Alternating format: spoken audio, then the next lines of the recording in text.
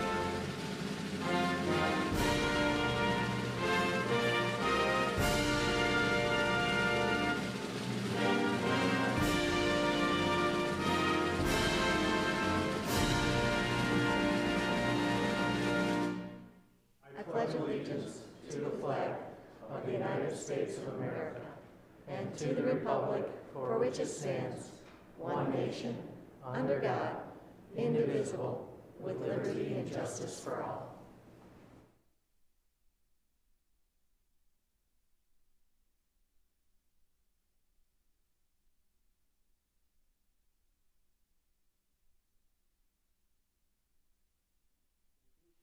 Please be seated. Mr. Smith, if you take roll call, please. Mayor Jacobs. Here. Mayor Pro Tem Dold. Here. Councilmember Hughes. Here. Councilmember Witt. Here. Councilmember King. Here. Councilmember Dold. Here. Councilmember Karafotis. Here. You have a quorum of 7. Thank you. Item 4 is the approval of the agenda. Mayor, Councilmember Witt. I'd like to make a motion to approve the Monday, January 26th council meeting agenda as presented. Support. Or from Mayor Pro Tem Dole. Comments from the table? From the public? All in favor? Aye. Opposed? Motion passes 7-0. Okay, we have a couple recognitions tonight. I'm going to move down to the podium.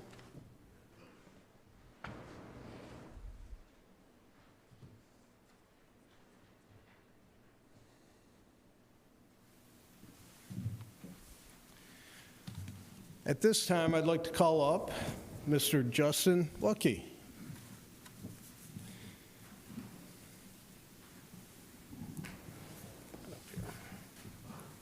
So, if none of you have heard this story, Justin was on his way to work at 7-Eleven, and at Merriman and Ford Road, there was an elderly woman that was having trouble crossing across Merriman.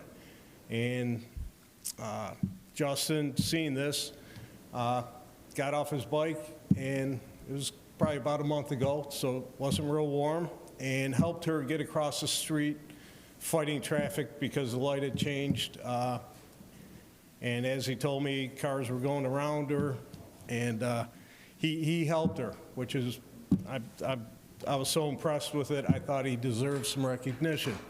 So we have that.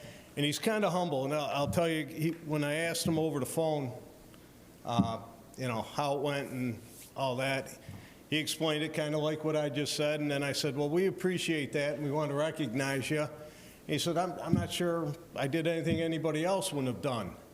And then I said, well, you just told me that as you were helping her, cars were coming around you. And he goes, well, yeah, I guess you're right. So, it's little things like that in these times that I think are really special and I do believe really need to be recognized, and we appreciate what you did. So we've got a certificate for you, and I'll just read it for you, or to everybody. On behalf of the mayor and city council of the city of Garden City, we extend our sincere thanks and recognition to Justin Wuttke for his act of kindness and civic responsibility demonstrated while traveling to work in Garden City. Mr. Wuttke's selfless act reflects the highest values of our community: compassion, awareness, and a willingness to help others in need. His actions serve as an inspiring example of how just one small moment of kindness can make a meaningful difference in the lives of others. Thank you, Justin, for making a positive impact in the community. The City of Garden City commends you for your thoughtfulness and for taking the time to assist a fellow citizen. Thank you very much. We appreciate it.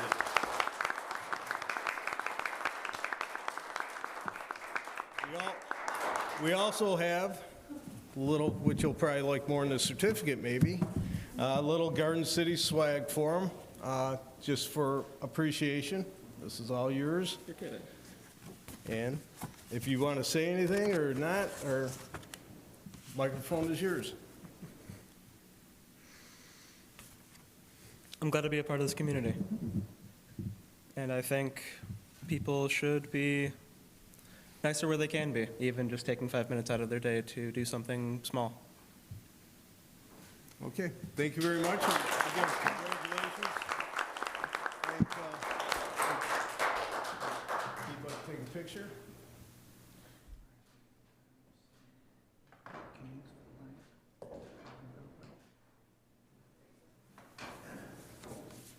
It is also yours. Thank you.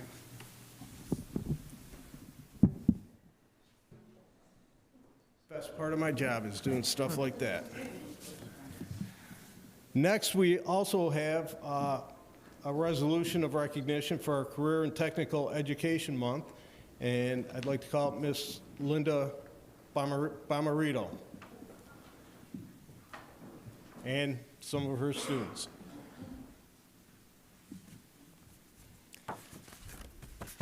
Hello again. Come on up. And I'll read the resolution here. Whereas the month of February 2026 has been designated Career and Technical Education Month by the Association for Career and Technical Education. And whereas career and technical education provides students with rigorous academic instruction, technical training, and essential skills necessary for career readiness and long-term professional success. Students enrolled in career and technical education programs engage in hands-on learning experiences that enhance educational quality, promote higher levels of achievement, and foster meaningful engagement. Career and technical education provides students with career exploration opportunities earlier in their educational experience, which enables them to make informed and beneficial decisions about their academic coursework and pursue established programs of study and career pathways.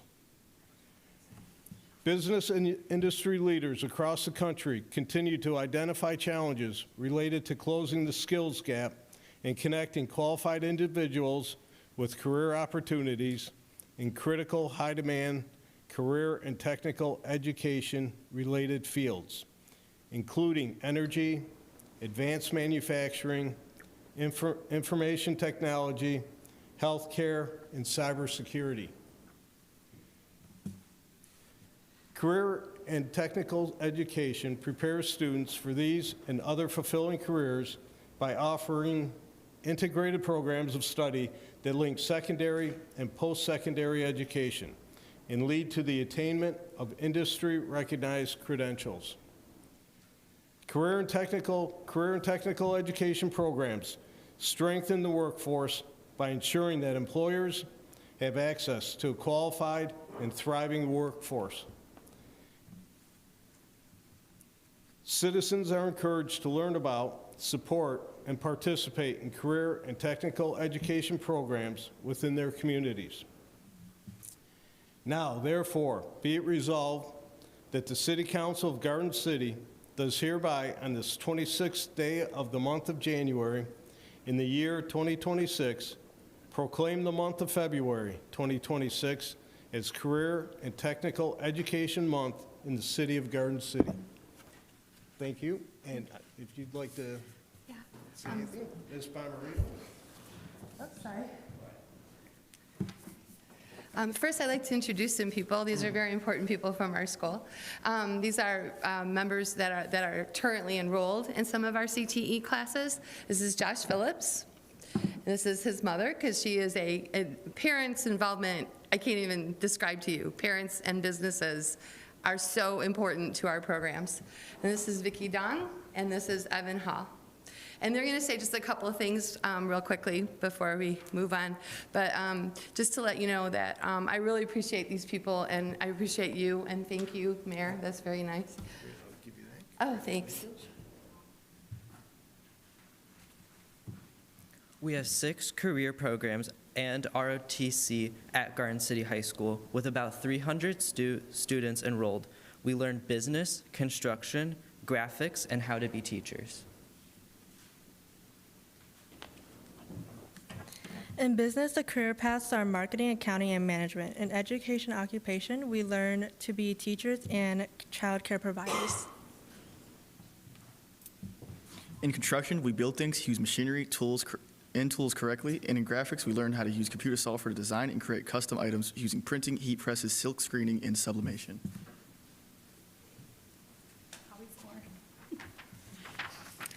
And with all these programs, the students have organizations that give the students leadership, community service, and the opportunity to compete with other schools to show their excellence in their career skills. So, in conclusion, I hope you've gotten some little tidbits from our program. CTE provides a very important opportunity for our kids to gain skills for the future. And we really greatly appreciate the City Council for recognizing that importance and declaring February as CTE month. Absolutely. And again, congratulations. I think Mr. Prosh would like a picture for us.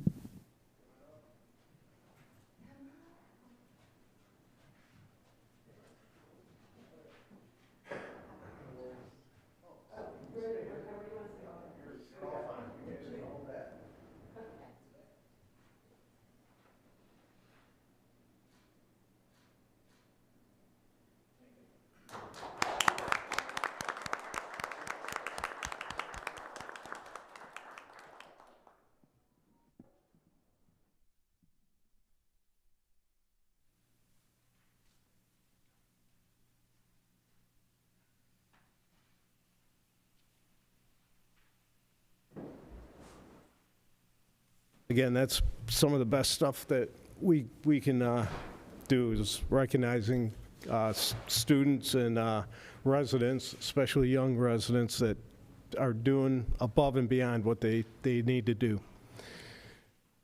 Okay, we have no state or county officials here, no presentations, community events. I'd like to call up our Community Development Director, Mr. Matt Miller.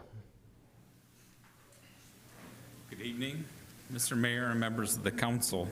We're looking forward to warmer weather and events coming up in the summer. The first is for the Lucky Squirrel 2026. We have those dates out there. That is May 16th, July 18th, and September 19th. Kind of new this year is the new registration process that we're utilizing through the Sportsman's app. And that is so that you have to register online to become a vendor there. What that will help us, it's changing it a little bit from years in the past, is that it will allow us to kind of fill the spaces, and you have to pay before you come, as opposed to collecting money on that day. So it kind of simplifies and kind of takes out money handling on that day for us. And also, if they pay for the spot, they will show up, so we won't have gaps in the vendor space, which always kind of leaves kind of dead spaces in that in the layout. So we're excited to try this, a new registration, And actually, I say we're excited to try it, but a lot of people are using it already. So that is a good thing. It is online. You don't have to come in person. If you do want to come in person to rent your spaces, you can come to the Radcliffe Center, and actually one of the staff there will help you enter your information into Sportsman so that you will be able to be part of the event. And again, we have 150 spaces for this year, and please come out and get your craft and vendor items ready to sell at those markets. We also are doing a new layout this year so that we're kind of compacting the event space, and we've opened up an entire parking area. So kind of what we used to call the 200 spaces, those are now all going to be parking. So we've got another parking lot open behind Corwell Health, and that will be, again, to accommodate, there's so many people and so much traffic and vehicles, so it will help to open up another lot for parking to give relief and get more people down to shop and to enjoy the event. So again, looking forward to summer and starting the Lucky Squirrel Days. We open up the registration on the 15th. I think we've got 73 registrants already, so we're really moving along quickly. So. And then the next item that I wanted to talk about was our Hometown Heroes. Hometown Hero program is going again this year, 2026. And I'm encouraging people that have any connection with a veteran that has a connection to Garden City to fill out an application and send that in to us. You can find it online also, an application for the Hometown Hero Banner Program. And what we're going to do is we're going to take them online, or you can still come into City Hall and we will accept the application and we will scan the photo for you. If you need help with scanning that photo, we can scan it. We have a scanner that does photos quite well, and we get a good image for that. So again, you can come into City Hall anytime and we will be able to scan that for you. And also these banners will be up again through Memorial Day, through Veterans Day, and we have a total of 40 spaces for this year. So far, we're at about 15, and we really haven't started to advertise. And also, this year, for the first time, we have some Killed in Action veterans so far that have applied. So I'm going to work on a little different layout on their banner so that we'll have those out. So it'll be a little different for those veterans that were killed in action. So again, we're looking forward to the banner program, and please submit your applications as soon as possible, because again, we only have 40 this year, and so far we really haven't advertised, and we're up to 15. So I want to make sure we can accommodate everyone that we can get in for the list. All right? Thank you. Thank you. I know the veterans really appreciate it, and the residents do too. They always comment positively on the driving down Ford Road and seeing it. So thank you, Mr. Miller. Thank you. Okay, we have no petitions or communications, no public hearings tonight. Item 11 is our consent agenda. Mayor, Councilmember Witt. I'd like to make a motion to approve consent agenda items A 1 through 6, including 6A as presented. Support. Or from Councilmember Hughes. Comments from the table. Mayor, Councilmember Karafotis. just a quick question. Everything that's in the capital improvement plan gets talked about at the budget meeting, and if it's over the 10,000, it still comes in front of council, even if we approve it tonight? Correct. This is just your receipt of it, not any determinations based on the plan, just as part of the budget process, sort of kicking that concept off. Just making sure. Yep, no problem. Okay. Any further comments from the public? All in favor? Aye. Opposed? Motion passes 7-0. Okay, action items.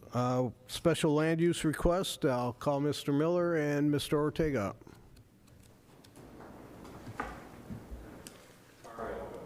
Okay. I'll be support.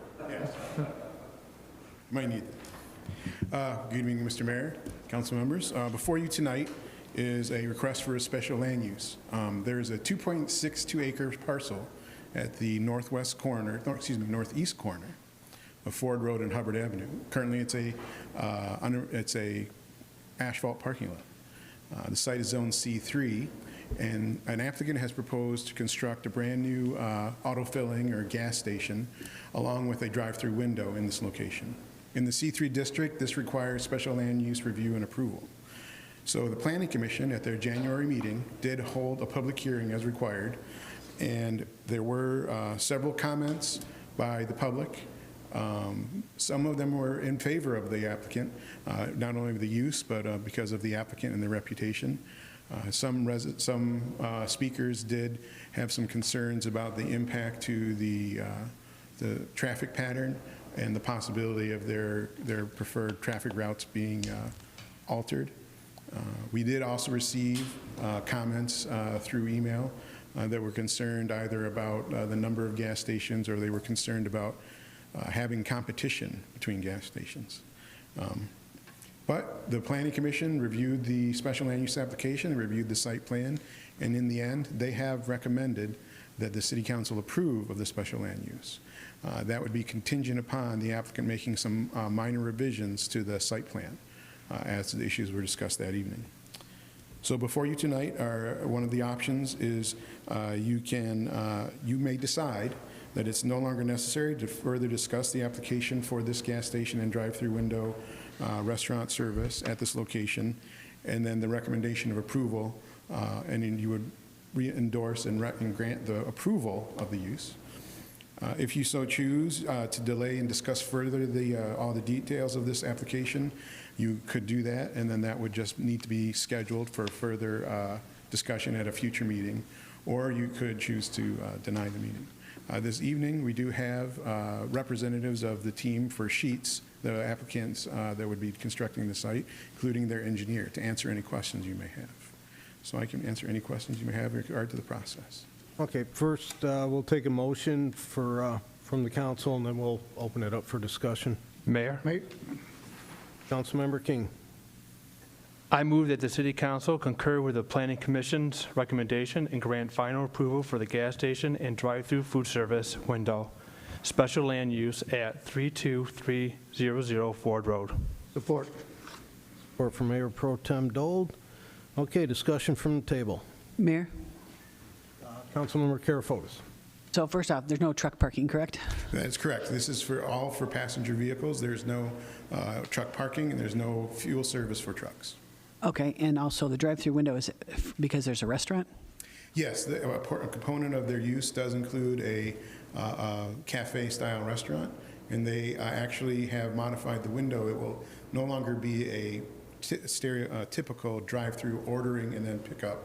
It'll be a pickup window where people will order through the app on their phone, and then they would go through the window to pick up their items. So that's changed since the paperwork that we got that shows like the drive-through where they order and stuff? So while the style of the drive-through window has changed, the actual physical attributes and functions, after discussions with the Planning Commission, they wanted to keep it as is, to make sure that even though people might not be ordering at a kiosk and menu board, they still feel like in order to make sure that the site circulation is appropriate, to leave all of the improvements necessary to guide the traffic. So the configuration stays the same, it's just the function of the window is slightly altered. Okay. And you said they are going to make some minor revisions. Do you know what some of those revisions are? They have presented some of those revisions. One of them included the fact that there is a sanitary sewer easement along the east property line, and the applicant was required to provide some additional screening. So the renderings provided tonight have shifted the stormwater detention ponds, but added a required And that's all nicely landscaped and everything. It looks by our plans. Yes, exactly. The Planning Commission wanted them to enhance the site with that landscaping. The easement is here. Yes. They can't plant that. So that's the easement to where like the car dealership building starts? Well, it's a sanitary sewer easement. There's a sanitary sewer main running from Ford Road northbound. North on there, okay. Mhm. And maybe the engineer knows this. If approved, like when is the start and how long would it take? Good evening, everyone. My name is Alex Sawicki from Sheets, 39300 West 12 Mile Road, Farmington Hills, Michigan. If approved this evening, we will start what we call the engineering process. It's a process of creating all of our construction documents, which we'll have reviewed by city staff, county, state, all the people that want to know about it. That typically takes about 6 months, maybe faster. Fingers crossed. And then we would start construction thereafter, which is also about a 6-month process. So late summer probably would start. Yep. Okay, thank you. Any other questions right now? No. I guess the other, oh, I'm sorry. The other thing I want to say, I know I saw some of the comments about people worried about traffic. I don't see that people are going to be coming from a whole bunch of other cities to come here to go to that Sheetz. There's one in Romulus. No one's driving all the way to Romulus to go to Sheetz. I don't think the traffic's going to be any different than if we had another gas station there. And then some other people brought up about crime for a 24-hour establishment, but this is someplace that's brightly lit, and it seems like since COVID, there's nothing in Garden City open past 8 o'clock, so it would be nice to have something open at 10 or 11 o'clock when you're coming home from Moeller or hockey practice or wherever, and to be able to stop there. So I think it's a good idea. Okay, thank you. Mayor? Councilmember Dole. I was at the Planning Commission, so I've already gone through a lot of this stuff. But I did want to say to all of you, I want to thank you because everything you presented was a very, very comprehensive plan that you presented to us. And I really want to thank you for not requesting any huge variances from us. Yeah. I think it's a fantastic idea.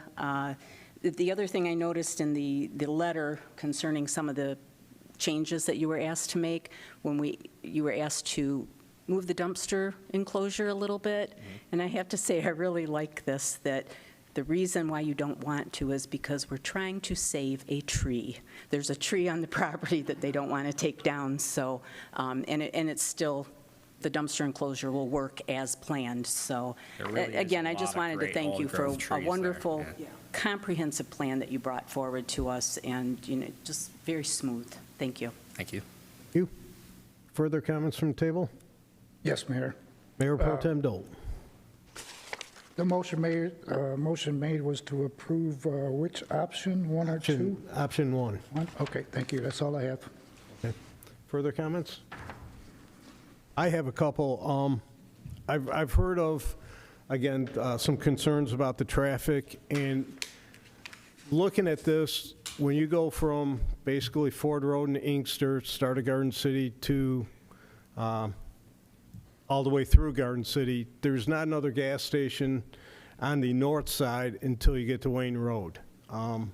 So I don't see a lot of traffic issues as far as the people going east are not going to, I don't think, if they're just going for gas, to make that turn across Ford Road in and then come back out and try to go east again. I don't see that as an issue.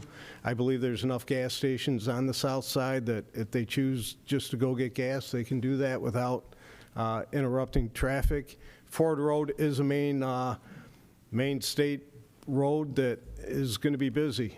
Canton is a good example of that, and I don't see that much traffic building up right in that area. So I'm also approve of it. I think it's a good idea. Competition always brings out the best, hopefully, in people, and this will just maybe step the game up of other gas stations that are in the area. So, thank you. Councilmember Karafotis. This is for Mario. Wondering, people were talking about putting, smaller gas stations out of business. I don't think that Sheetz is any bigger than Mobile. So were they talking about individual gas stations? I mean, every gas station that we have is a Shell or Sunoco or something, a huge company. Was there ones that I'm just missing or something that's smaller than? Not that I can think of off the top of my head, mainly because we've already seen reinvestment in our existing gas stations. Right, BP took over Mobile. Refurbished, so they're Yeah. all of a high quality now. And I think this is actually, they're going to, have a normal level of competition amongst the uses. And I think a key aspect is, as the mayor indicated, eastbound traffic will only have two options in Garden City. And so we'd like to be able to make sure we capture that traffic and have that business stay in Garden City rather than move out. One more question. Just like the Mobile that's right across the street, it has beer and wine sales. Does Sheetz sell beer and wine? Yes. Okay. Yes. Okay, that's all. Mayor? Councilmember Dole. Just real quick, I want to remind everybody that competition is not a valid reason for the city to refuse new development. So it's, it's just how things work. And I would say, I did hear one concern about traffic on Hubbard. I don't see any more traffic on Hubbard other than the people that live in that area coming up to get gas. There won't be semis going down there. There's no overnight parking in the lot, so I don't see a lot of adverse things going on there. So, again, further comments from table? Okay, from the public. Thank you, sir. Anybody want to speak from the public? Okay, all in favor of the motion? Aye. Opposed? Motion passes 7-0. Okay, item 2 is the fee schedule amendment. Thank you, everyone. Thank you. Item 2 is the fee schedule amendment, and I believe that is Mr. Miller.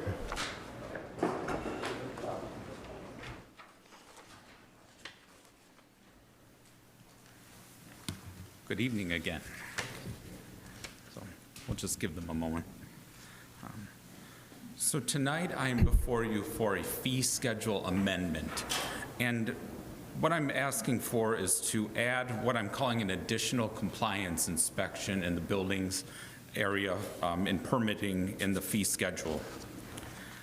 What we're working on is trying to help with the reduction of time that permits are open, and also to give us a mechanism so that we can actually go out and inspect and then have kind of a tracking method to get compliance on the site.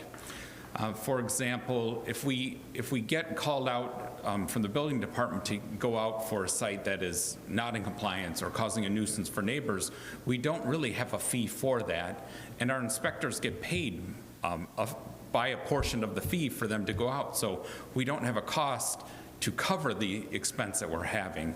And so that's why I'm proposing an additional fee, additional compliance inspection fee for $100 per inspection. This in conjunction with, I know you received an earlier communication from Tim and I, from the city manager and I, regarding kind of how a permit is, how long a permit can be open, and kind of when we can step in, when we can't step in, regarding kind of that permit process. But I also created an additional administrative policy that will work in conjunction with the fee, so that we will, of course, we will receive a complaint, we will document the complaint in BS&A, we will seek compliance, and then we will assess the fee, and so the permit holder knows the fee is going to be charged and that we're getting paid for the service that we're providing to go out at the site and look at that.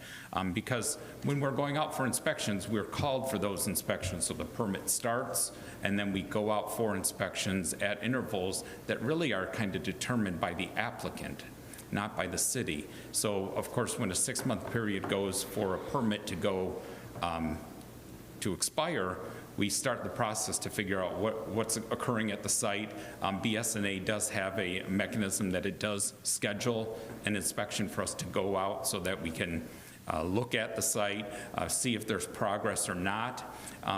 The area that is, of course, the most gray area is kind of what is progress, what is defined as progress.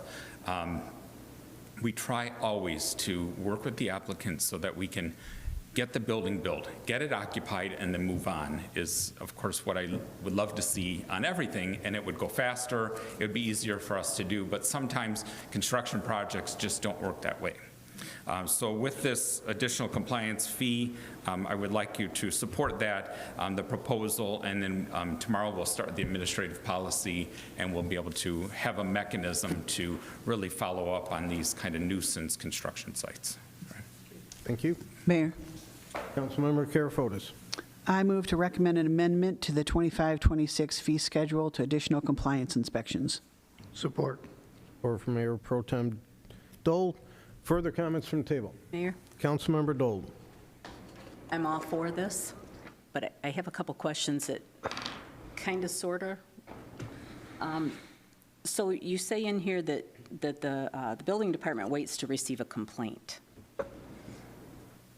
Is there a process or a timeline once they come in to receive this permit? Are we going by there on a regular basis, once a week, twice a week, once they start building, to make sure that they're keeping the site clean, and maybe there's no reason for the neighbors to complain, you know, at least what it looks like. So I was just wondering if we have a process in place, that, or do we only wait until the inspection date arrives? That's when we go on site and look at things, or a complaint? Well, luckily, Garden City is not huge, so the inspectors do go by also. So we can receive a complaint, but we also do go by every so often. You know, they're driving down the street. I ask them to have their eyes and ears open, you know, see things that are going on there. But we don't have a mechanism to just go out there and kind of go on sites until we're called. Once the permit starts, then, you know, the state building code says, you know, they apply for a permit. We go out and inspect when they've completed work, and we determine their process and their progress based on that. But we do go by, and we you know, on top of us seeing things that don't look right on the sites, we also catch people doing work without permits, which also the inspectors, our eyes and ears are open for that too. And so it's kind of the same thing that we see, and we try to, you know, make it as best we can. So. As you said, Garden City's not big. We all drive around Garden City all the time, and there's several development sites now that need attention. Yes. And, you know, they're very visible because of where they're located at. I would really like to see us just, no other words, crack down on these, you know, and set an example so that new development coming in knows that we're just not going to allow it. If you go into other towns, that's not what you're seeing, so. Yes. Thank you. Mayor? Other comments? Mayor? Mayor Pro Tem Dole. Just for an example, is it like for safety issues? I can think of a business on the west side of the town that had a safety fence out front like was required, and it was taken down. Now, most of the building is accessible for, I don't know, homeless, or to me, that's kind of unsafe, especially with an out-of-stable building. Does that fall under this? Yes. Yes. How can it be reproduced, as you say? You give them a citation, nothing's done for a week. How can we stop it from happening? Or how can we get it done? I haven't been by there this week, but it's been open for 2 weeks now since I first got a phone call about it. Went down and looked. I don't know if anything's happened this week, but it was still down. Okay. Last weekend. All right. I would say no. Right. And that seems to be an issue. Sure. Ask for forgiveness instead of permission, one of them type things. But if you give us the address, I'll go out and we can send an inspector, and we'll be able to get a fee for the service, actually. So that'll be good, actually. You know, before we were doing it, and we're losing revenue. I mean, it takes a car, it takes time, all of that, and so this additional compliance fee will help with that. Great, thank you. And there will be a documentation in BSNA also. Mayor? Councilmember Karafotis. So you know, Matt, I'm so glad we're doing this. I'm probably one of the #1 callers. So for people that don't know, we have people that come up to the podium all the time and say, hey, I live across from this new construction. It looks bad. There's garbage all over. Then I complain to Tim, and then he calls the department, and then they have to go out. So I totally understand the part that we're losing out on money because we're paying our inspectors.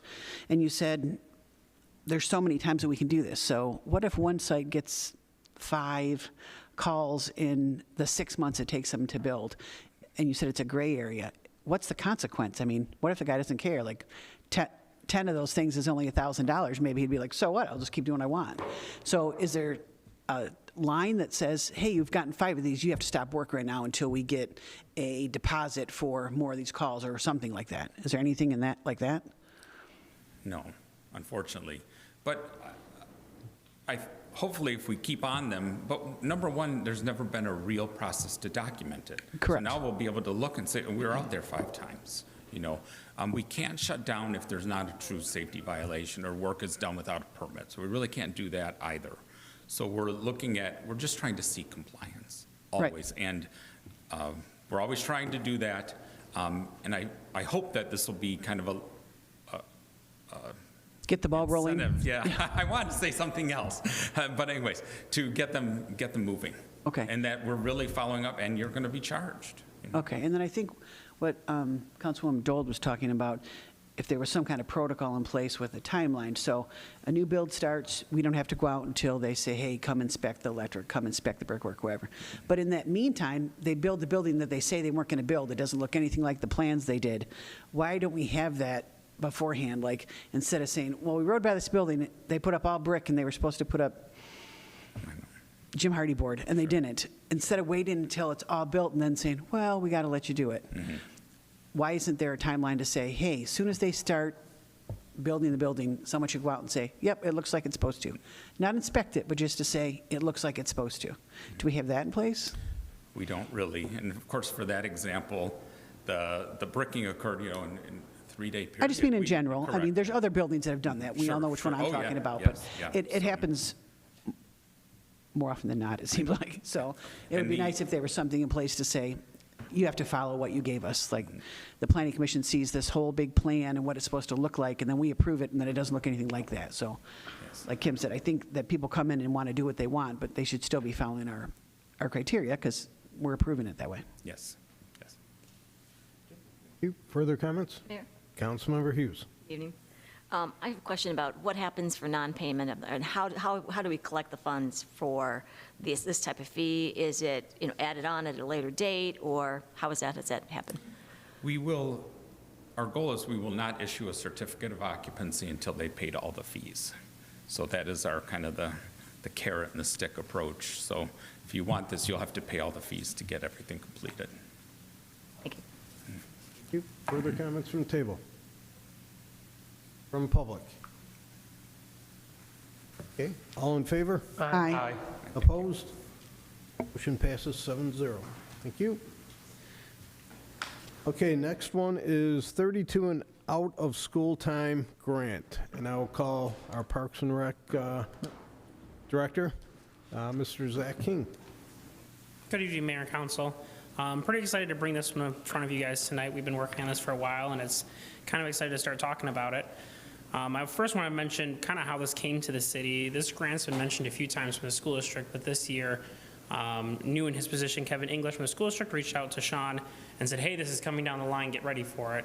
Kind of mentioned it to me, and then we were last minute kind of told, like, oh, it's live, but it wasn't just us, it was all the communities across Michigan. And it was a very tight timeline to apply for, and we're very grateful to have been awarded. In the packet tonight, you'll see a award contingency letter. Today, and I kind of mentioned the tight timeline in my letter, today we just received that actual grant award letter, which is pretty exciting this morning. Saw this email when I woke up. So I've provided that to you guys tonight. This wasn't included in the packet because we just received that today. As I said, this is actually a grant across Michigan. There's 532 other sites. The grant focus is after school or before school programming and summer programming with those enrichment activities like mathematics and science. For our after-school program, we've chosen tutoring. It seems to be an interest within the community. A lot of people are asking for some type of after-school program. So we wrote the grant based on an after-school tutoring program. It's going to essentially be over a 3-hour period, but 2 different age groups. So 2 hours from one age group, 2 hours from another age group. We believe the kind of the flow of how that will work is the first hour will be tutoring with staff, with tutors, and the second hour will be some type of enrichment recreation activity within the building. So we're very blessed to have Radcliffe with a lot of different activity rooms, including spaceport, the gymnasium.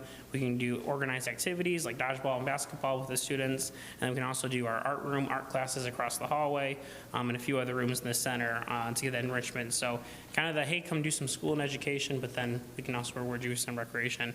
That program will be 100% grant funded, 100% free to the students, no cost whatsoever, even for the recreation activities as well. Moving into summer, this will be an extension on our Camp GC program. So the grant allows you to either extend a current program you're already running or start a brand new one. So tutoring, we're starting brand new. The summer camp, we're going to expand our Camp GC to be a little more educational.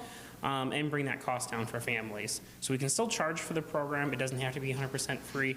So we still want that buy-in. We still want to make sure your kids come if you're going to take up a spot for Camp GC, but it'll be a lot less than previous years for staff.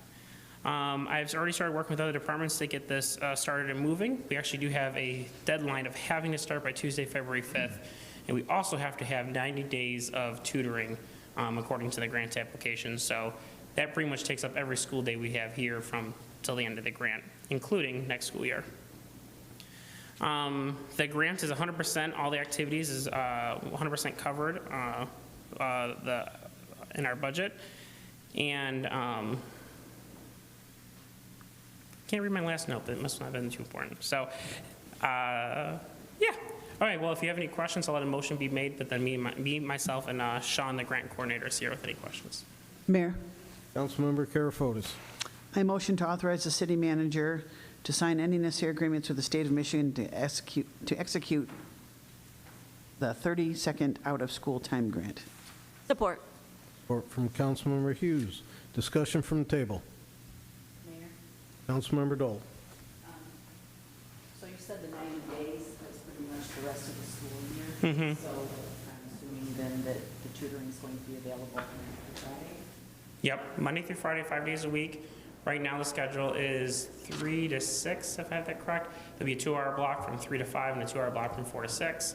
That also includes next school year, too. So we restart September, the first day of school. I want to say it's around the 11th. And we run throughout the entire month of September as well to meet that 90-day criteria. Okay. And then that'll start the next grant cycle, where we'll apply again and get the funding and continue the program year after year, as we hope. Okay. Do you know how many tutors you're hiring? The grant, we had budgeted for 2 rec leaders, 3 tutors, and 1 lead tutor. So 6. 6 staff members every day. And what are the age groups? The grant covers anyone between K and 12. We're targeting that Douglas to high school age group. Those that don't know, what's Douglas? Douglas is what age? 3rd and 4th. There you go. Further comments? Mayor? Go ahead, Tom. Councilmember King. I see that it says the number of students is 30 students for the tutoring program. So are you thinking 15 for each session, or I guess that It doesn't have to be, but we do kind of plan on, 15 at the older age group, 15 at the younger age group. There is reporting behind those numbers too, so every kid does have to enroll, which will kind of be through our enrollment program anyway, Sportsman, but then we do have to report those numbers and the students intending and stuff like that. There's also other requirements, and I think I found my last note, having parent activity nights as well and family activity nights within this grant. So kind of what we already kind of do with our family fun nights, incorporating this into that evening, which allows, kind of something with this grant I was excited about. It allows programs we're already running, but then to be covered by a grant. So it's kind of exciting that we can not only expand on those programs, but continue to run those at no cost. And during those events, we want to try and focus on, especially if the parents are going to be there, some type of parent education, but also parent-kid education, and some of those like life skills and reaching out to like credit unions and other organizations that can kind of give some other life skills like budgeting and stuff like that to the kids and parents through this grant. Okay, thank you. Councilmember Karafotis. Zach, if you see my post today, I asked our community what they want to see for that life class. So we'll get some input, like besides interviewing skills or going to the credit union, that kind of stuff. So we'll get some more ideas too. Yeah, the interest is definitely out there. Absolutely. Radcliffe hours, they close early on Fridays, so are we not doing Fridays, and maybe that could be more time in October? When does the grant close that we have to use it all by? No, we will be doing Fridays. Because we'll have 6 staff members doing this, we will be open just for that program until 6 o'clock on Fridays. There is kind of a goal, too, with Radcliffe outside of this to kind of get those extended hours back. I don't think that's happening now, but this is a step towards the right direction of having more hours at Radcliffe. When does the grant close? Like, when do we have to spend the money by? You said just through September. Yeah, September 30th of 2026. It has to be done? Yeah. Okay. And this grant, too, is money first. So actually, pending tonight's approval, we'll have the money within the next few weeks.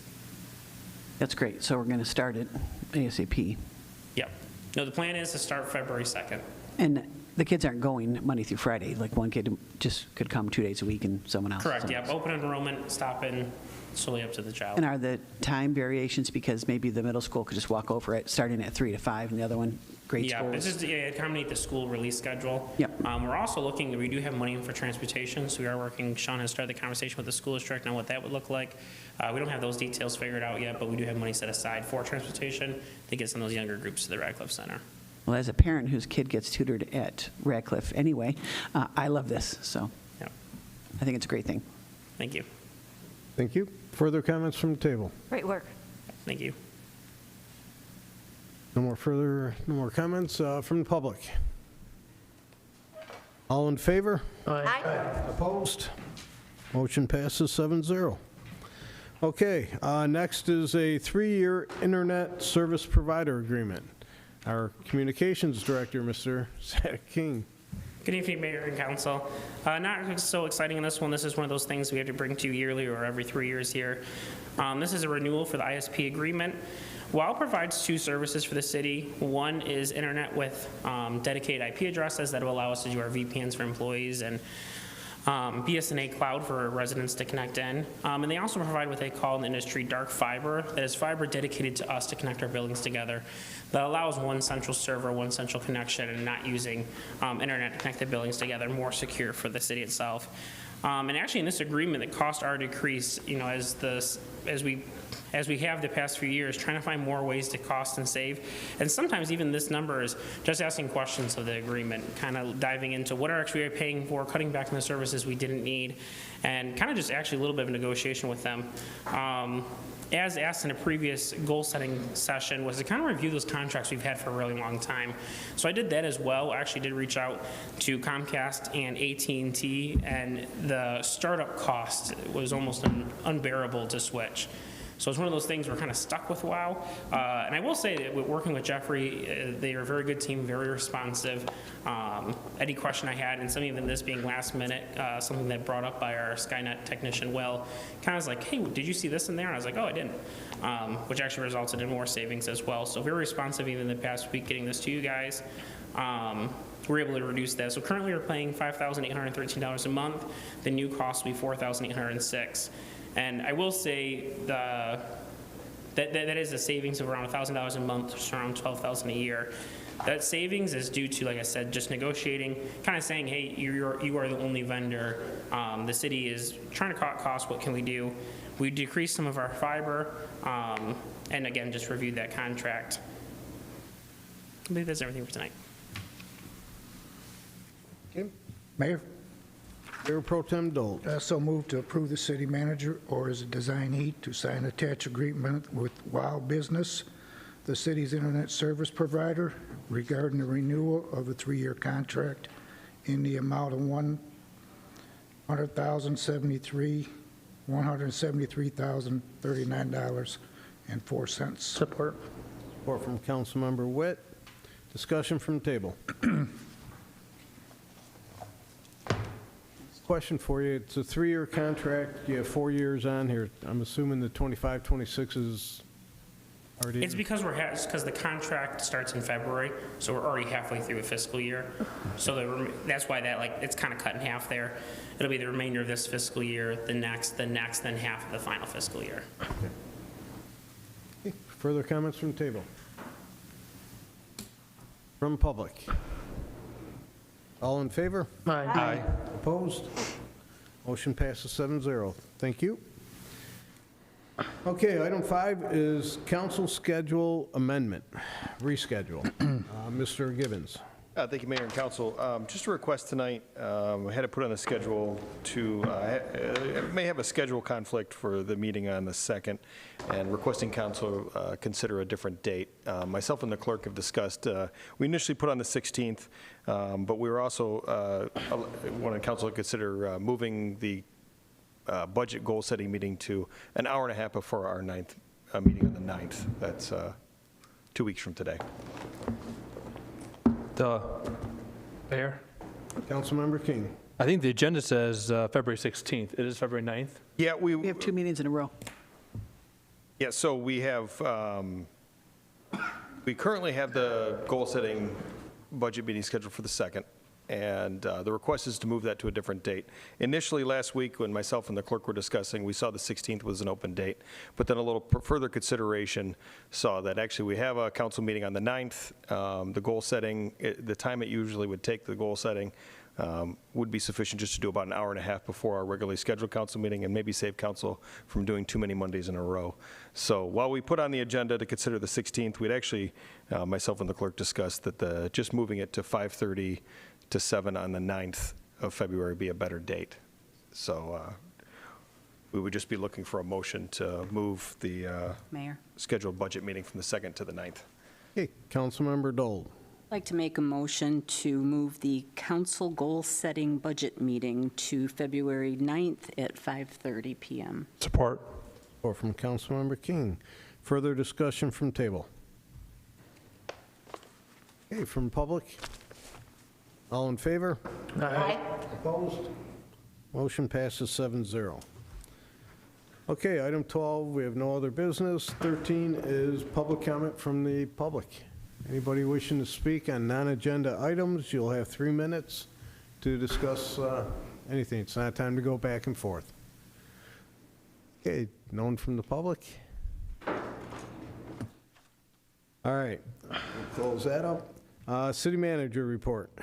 Nothing too much tonight, Mayor, but I just did, when I actually applied for the position of city manager, one of the things I did want to focus on was how can the city contribute to enriching the lives of our school kids and just helping the school district improve their performance academically. And so I just want to thank Zach and Sean and their cooperation with the school district on bringing that grant.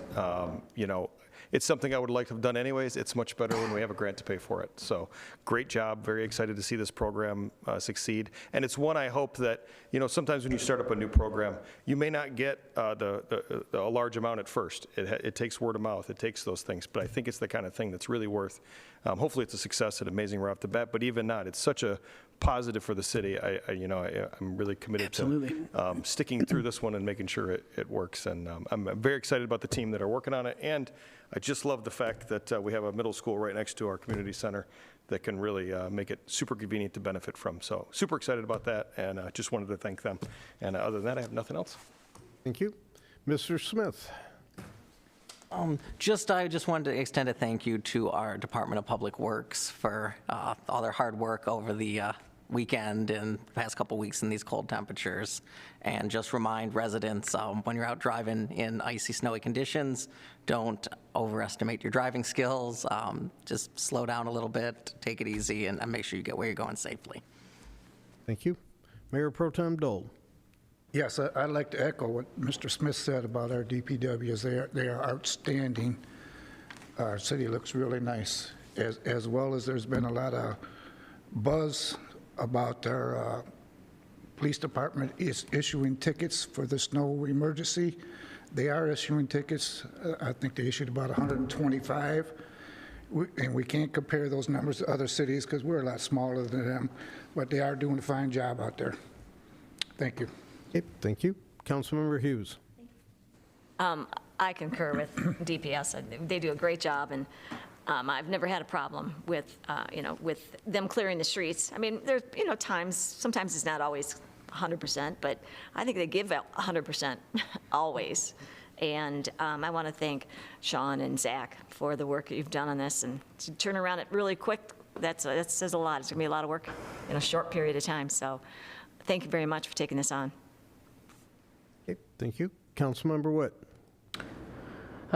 Yeah, just, obviously thanks to Sean and Zach. Obviously, Sean has done for many years getting a lot of grant money coming in that makes his program self-sufficient without any out of the budget. So, we always appreciate the more that you can kind of keep bringing in and helping extend Garden City's structure with everything going on. So thank you for all you do, Zach. Great job over there at Radcliffe, but nothing else. Thank you. Councilmember King. Well, I'm going to follow suit as everybody else. Thanks, Sean and Zachary, for finding some more grant money for the city. I think it's a great program, and excited to see it up on its feet. And also the police department for getting out there and writing the tickets to get cars off the road so the DPS can do their job and clear the roadway. The roadways look really great, so that's all I have. Okay, thank you. Councilmember Dole. I want to thank every department in this city because they all do a fantastic job. Seriously, they all do. The only other thing I want to mention, you know, when you're driving around and you're pulling into parking spots and stuff like that, you really need to watch out for those snowbanks, because a lot of times they have ice underneath them. Right, Mr. Dold? Just let you know. They're tricky that way. Okay, thank you. Councilmember Karafotis. I just have a couple things to say, and I'm not going to say anything that everybody else said. Yeah. One, I want to ask about our master plan. This is 2.5 years since we started the changes, and pretty soon it's going to be the time that we have to redo the whole thing. So where are we? That's to you. I can provide an update in the near Next, future. Yep. Okay. All right. Yeah, that's a long time that we've been working on it.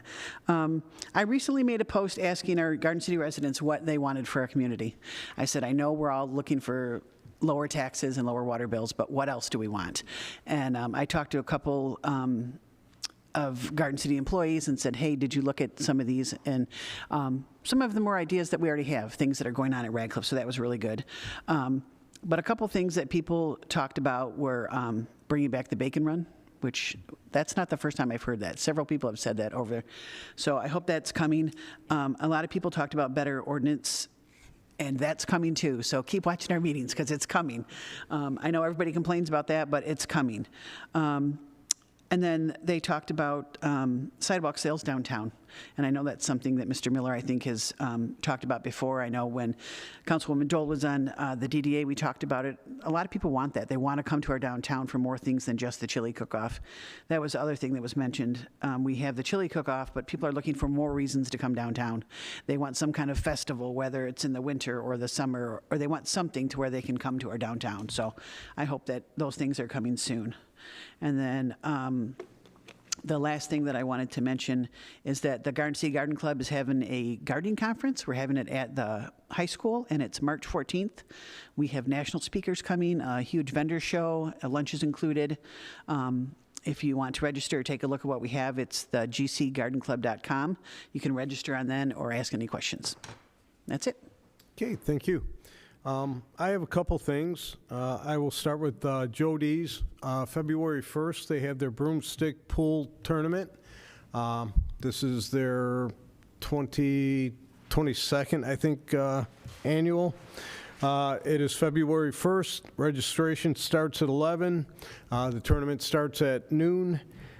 All proceeds will benefit the home pantry, our Garden City home pantry. I know they set a record last year for bringing it in. Bringing money in, so they're looking to break that. It's a fun time. There'll be baskets for raffle tickets and 50-50 and stuff like that. And it's fun. It's rather entertaining to watch people try to play pool with the broomstick. So if you can make it, please come out. February 1st at Joe D's. A couple of things on the snow and the DPW. Like Mayor Pro Tem Dole said, there were tickets issued for just cars, not counting unshoveled sidewalks. There were 102 tickets issued so far. And again, that doesn't include the sidewalks that have not been done that I think those will be coming in soon. And I mentioned it at, I think, the last council meeting. There are some neighborhood residents, there are some businesses that have not taken a shovel out yet all year. And I've seen people have to walk in the street to get around the sidewalks because they can't walk, their dog, themselves. There are going to be some citations coming. And again, we're putting in sidewalks so it's accessible in the city.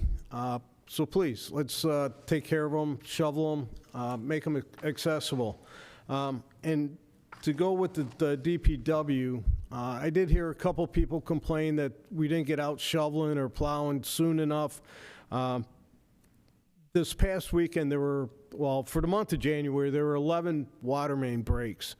This weekend alone, there were 3 in the frigid weather.